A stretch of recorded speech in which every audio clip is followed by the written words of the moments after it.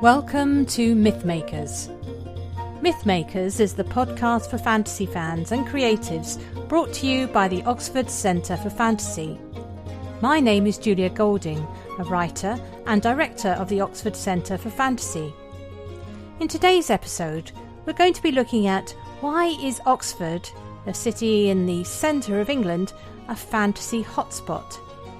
It's very hard to deny the truth of this because if you just look at the writers who have come out of the city, it's like a roll call of some of the most famous.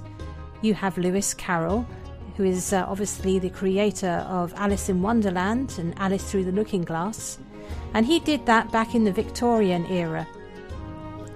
Next on the list, and my personal favourite, is J.R.R. Tolkien, the creator of The Lord of the Rings and The Hobbit, and the whole myth of Middle-earth.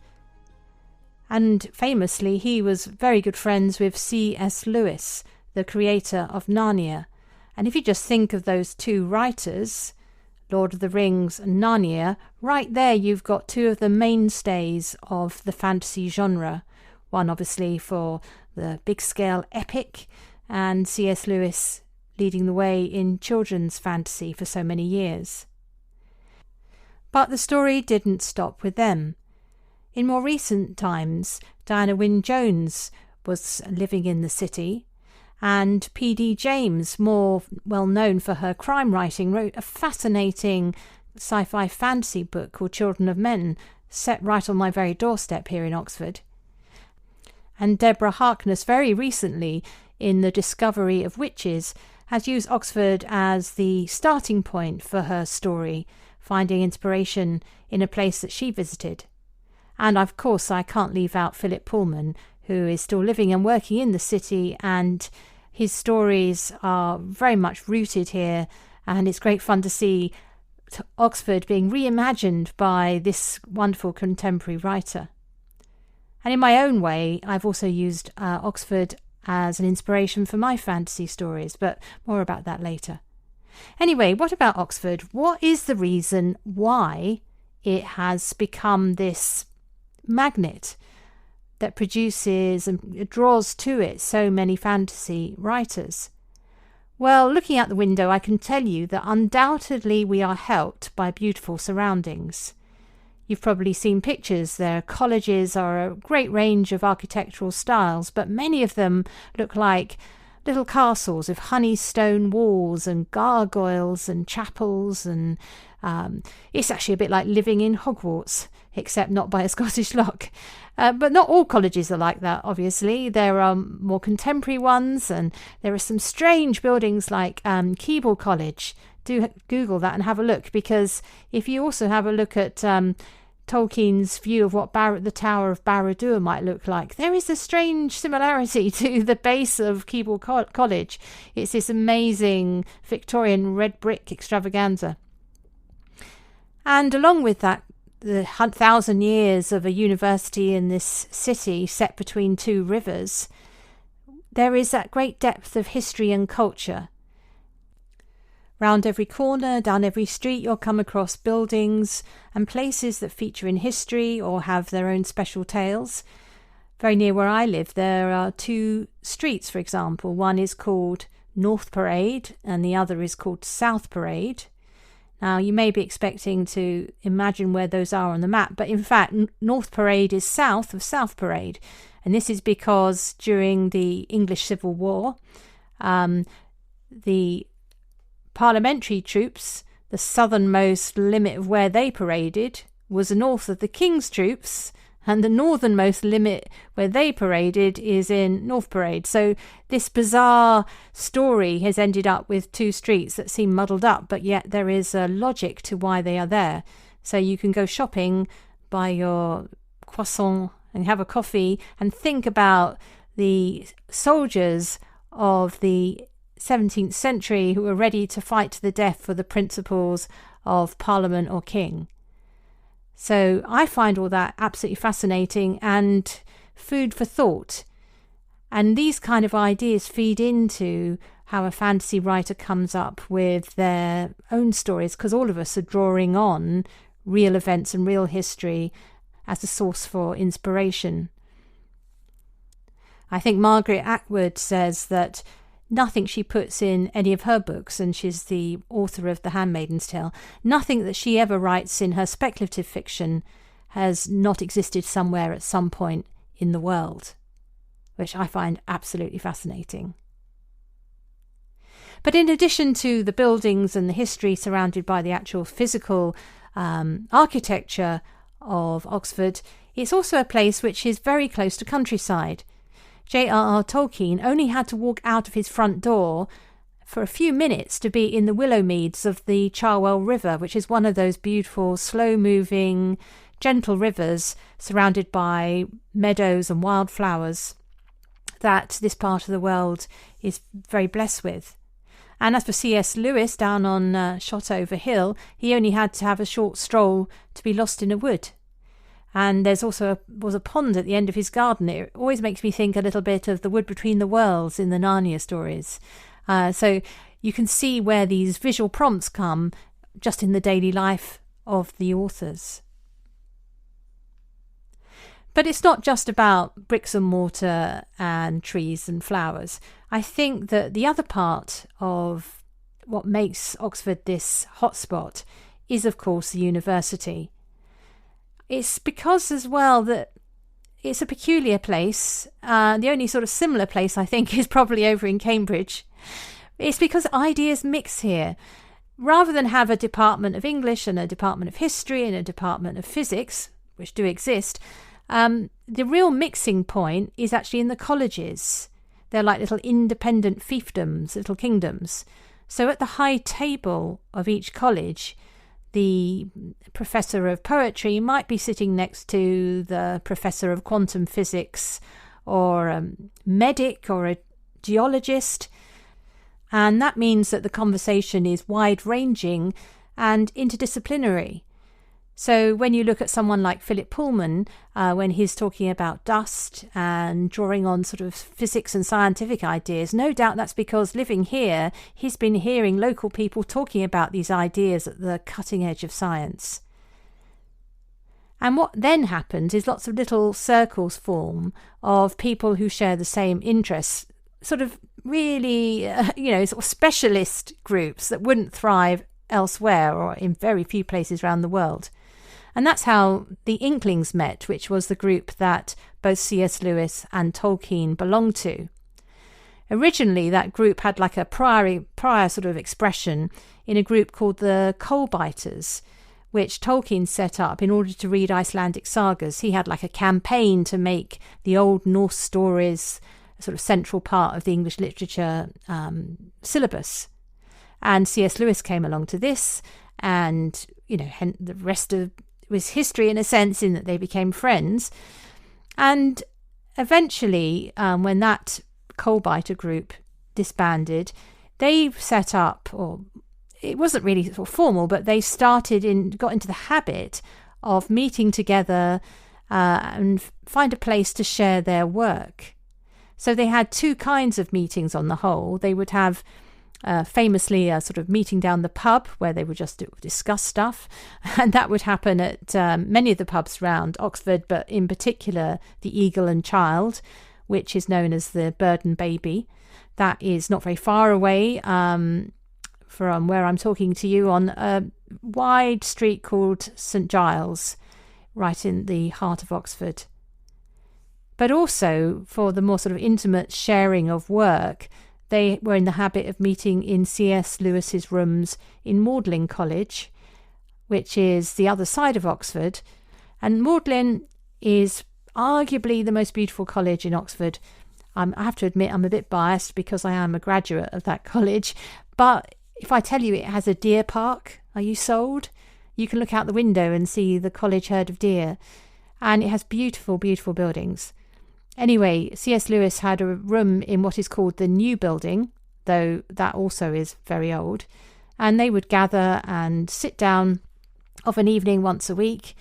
And C.S. Lewis, after a while, would say, right, has anybody got anything they want to read? And off they would go. And it was meant to be robust discussion, but also to build people up and encourage them to write.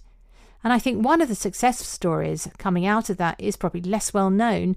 That is C.S. Lewis's brother Warnie, who had a professional life outside of academia. But because he came along to this group and they encouraged people to write, he actually went on to research and write some very well-regarded books on French history, which I doubt very much he would have been encouraged to write without those people around him. Of course, I know I'm biased. Of course I am. But Oxford isn't the only place to nurture groups of writers. At the very same time as the Inklings, and probably more famous in the sort of classic literary world as opposed to fantasy writing, is the Bloomsbury set, who lived in and around a few squares in the heart of London near the British Museum. Most famous of those who you undoubtedly have heard of is Virginia Woolf. But that set didn't meet in the same way as the Inklings. I think it was looser knit. It wasn't set up as a writer support group. It was more of a label given to their writing afterwards by people seeing similarities or saw that the exchange of ideas amongst a group of friends.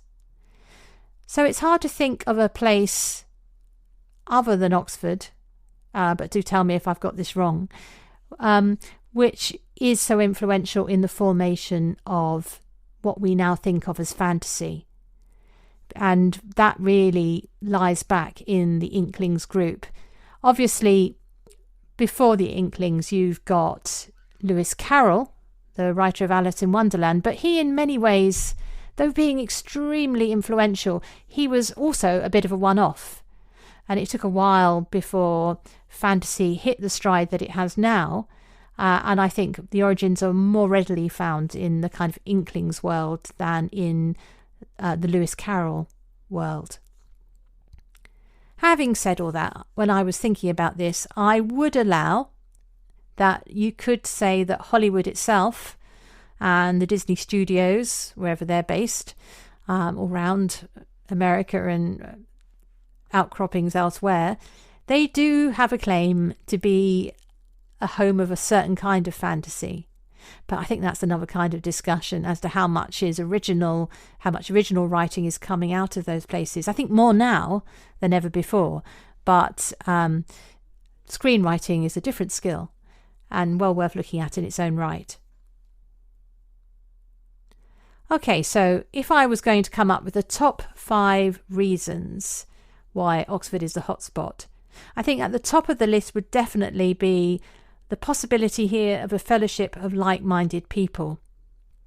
C.S. Lewis told Charles Williams, another notable Inkling, who actually did most of his writing in London, where he was a publisher, before moving to Oxford during the Second World War. He was evacuated out here with his publishing house.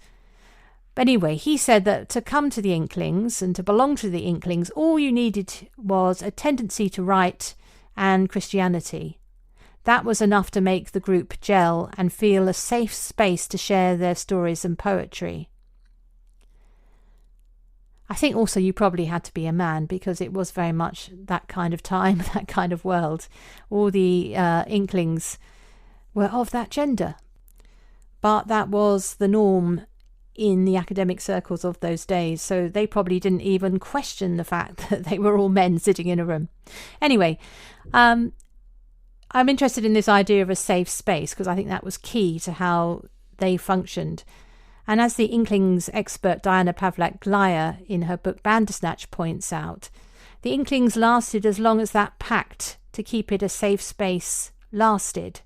Once somebody dismissed or rubbished the work of another without actually really admitting that it had any value, the group folded. And ironically, that was a gentleman called Hugo Dyson who dismissed Tolkien's now world-famous masterpiece, The Lord of the Rings.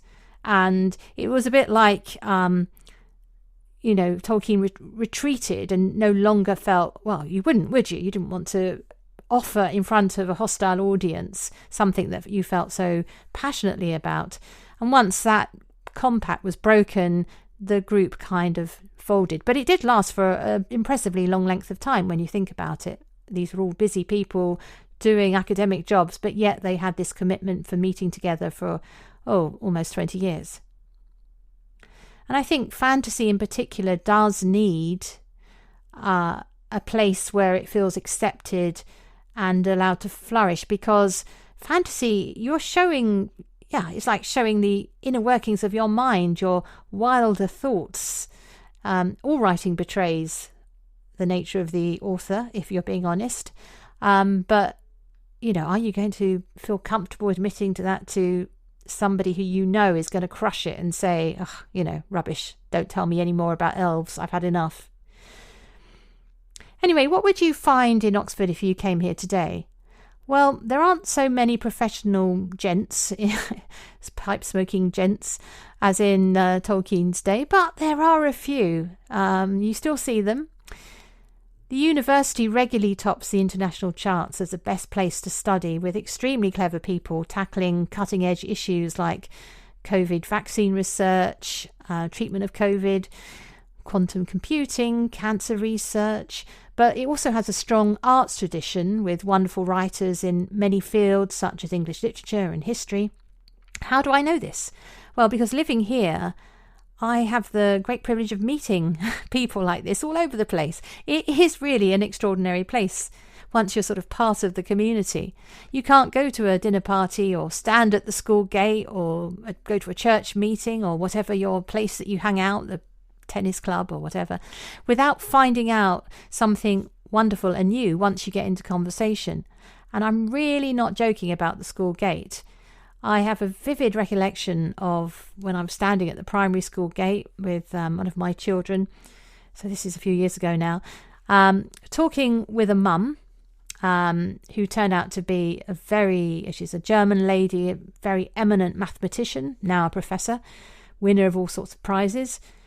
And she happened to mention that she was researching into how knots behave in dimensions beyond 4.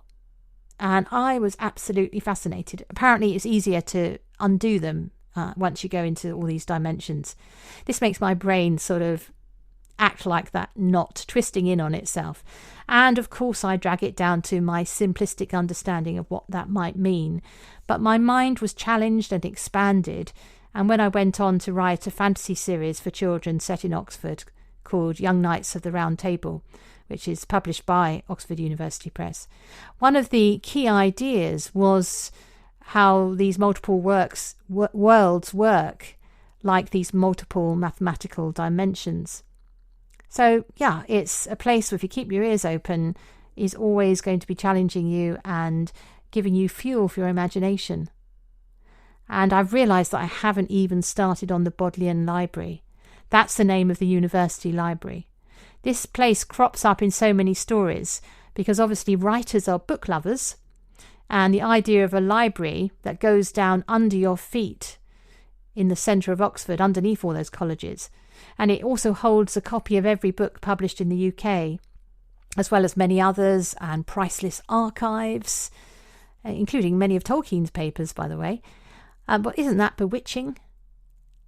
And it's not surprising that Deborah Harkness, when she started her novel A Discovery of Witches, actually begins there in one of the oldest parts of the library. It has an old building, which is very, very old.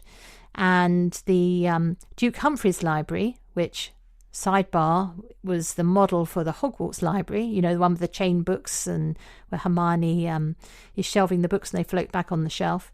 That is very much the Duke Humphreys Library. She uses that place as sort of a key location to start off her story. So I've got to add very impressive libraries to the mix of what inspires fantasy. So where has that led us? It's led us through fellowship of people interested in similar things, but also those chance meetings of those who know something very different from you, but that feeds into what you're thinking. There's the environment, both buildings and countryside. There are the libraries. And I think that all adds up to the fifth element, which is less quantifiable. It's the can-do feeling. You can here make up your own myths. It's ready to receive more. It's ready to have them in book form so that they can go down into the depths of the Bodleian and join those other stories which are already filed down there. Alice can rub shoulders with Lyra. Bilbo can sit next to Aslan. The White Witch can cosy up with Diana from the Discovery of Witches. So that's my little analysis of what makes Oxford a hotspot. It'd be very interesting to hear your views. If any of you have been here, perhaps you can tell me from a visitor's perspective what you think is inspiring. And I hope to see many of you come here and visit the Oxford Centre for Fantasy as well at some point in the future. And in every episode, I thought it'd be fun to have a section where we have a best place to go in a fantasy world for something. And today I've picked on libraries because I've been talking so much about libraries. What do you think is the best library in fantasy fiction? Well, I've been thinking about this and I came up with a couple. I mean, obviously there is the library in Gondor, in Minas Tirith, where Gandalf finds the all-important manuscript telling him about the origin of the ring. But maybe that's a bit too predictable. I actually started thinking about this and decided that the one that really sticks in my mind is the one in Garth Nix's Aporson trilogy in the book Lyriel, which has this amazing library which I just felt I could walk around inside. Why not let me know about your favourite? And in the next episode we'll be looking at some lesser known facts about Tolkien and C.S. Lewis and how they lived here in Oxford. If you have any ideas for things that you would like us to talk about on Mythmakers, do let us know. That's all for this episode, and we look forward to talking again next time.